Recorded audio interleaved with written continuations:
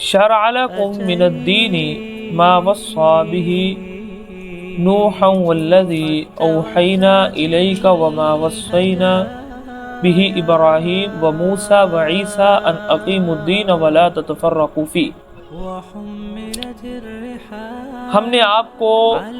اسی دین کی دعوت دینے کے لیے بھیجا، اسی دین کی وصیت کی جس چیز کے ساتھ نوح علیہ السلام، ابراہیم، موسیٰ، عیسیٰ علیہ السلام کو ہم نے وحی دے کر یا وصیت کر کے بھیجا۔ یہ ان لوگوں کے لیے ہے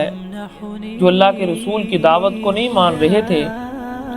تو ان کو یہ کہا جا رہا ہے کہ یہ کوئی نئی دعوت نہیں ہے، یہ وہی دعوت ہے جن ہستیوں کو تم لوگ مانتے ہو، جن کا نام تم نے سنا ہے، اور تم یہ سمجھتے ہو اور یقین کرتے ہو کہ وہ اللہ کے نبی تھے،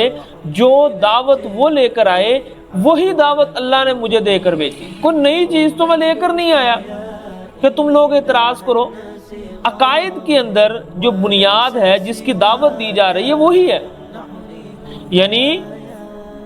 تمام انبیاء کی دعوت جو بنیادی ایک ہی رہی ہے۔ یعنی آپ جب کسی کافر کو، مشرک کو دعوت دیتے تو آپ یہاں سے تو نہیں شروع کرتے کہ نماز رفل دین سے کر پڑھنی ہے یا نفل دین کے بغیر پڑھنی ہے۔ آپ نے تو شروع کرنی ہے توحید سے، کلمے سے، ٹھیک ہے نا، کہ اللہ کو ایک ماننے، اللہ کا کوئی شریک نہیں ہے، مسلمان بنانا نا سب سے پہلے۔ تو یہی دعوت رہی ہے سب کی۔ باقی جو مسائل ہیں اس کے اندر جو تبدیلی وقت کے ساتھ آتی رہی، اس پر تو بات ہو ہی نہیں رہی۔ آپ کو تو یہ کہا جا رہا ہے کہ ایک اللہ کی عبادت کرو، اور یہی تمام انبیاء کہتے رہے ہیں جن کو تم اللہ کے نبی مانتے ہو کہ یہ نیک ہستیاں گزری، ان کی بھی دعوت یہی تھی،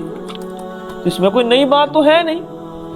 تو ان اقیم الدین، ان کو یہی کہا گیا کہ دین کو قائم کرو۔ دین کو قائم کرنے سے مراد یہ کہ دین پر عمل کرو، اور دین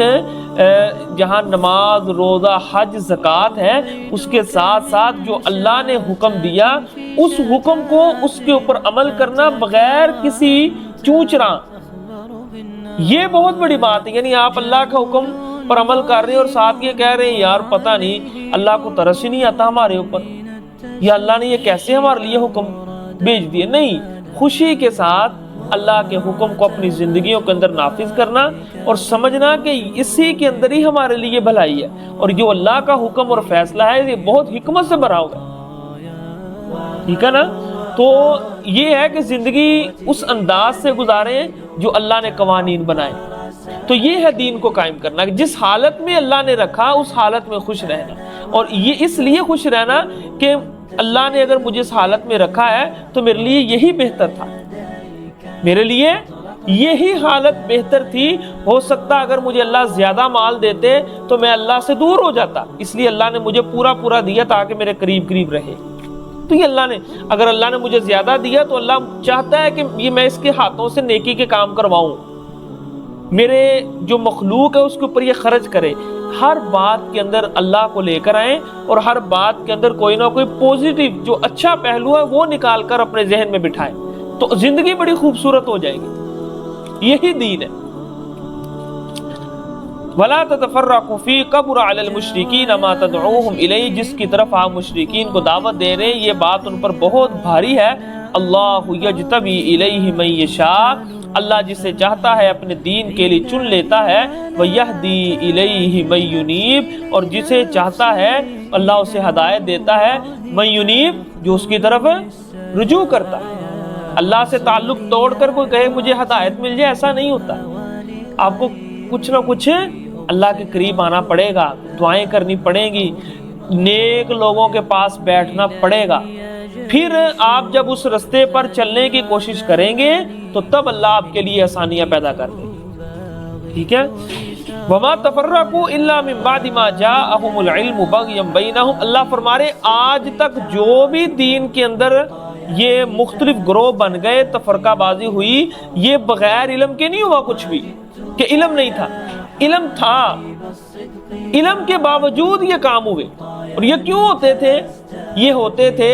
جو اس وقت کے امیر اور بڑی بڑی ہستیاں ہوتی تھی ان کو راضی کرنے کے لیے، یا جس طرح کے اس دور کے اندر زنا کے اوپر رجم کی حد ختم کر دی گئی، کیونکہ بڑے بڑے لوگ آتے تھے اس کے اندر، تو یہ ختم کر دی گئی پیسہ دیکھ کر بڑے بڑے لوگوں کے ساتھ تعلقات بنانے کے لیے۔ تو شروع میں جو اللہ کے احکامات نہیں مانے گئے، یہ علم ہونے کے باوجود ایسا ہوا، یعنی علم تھا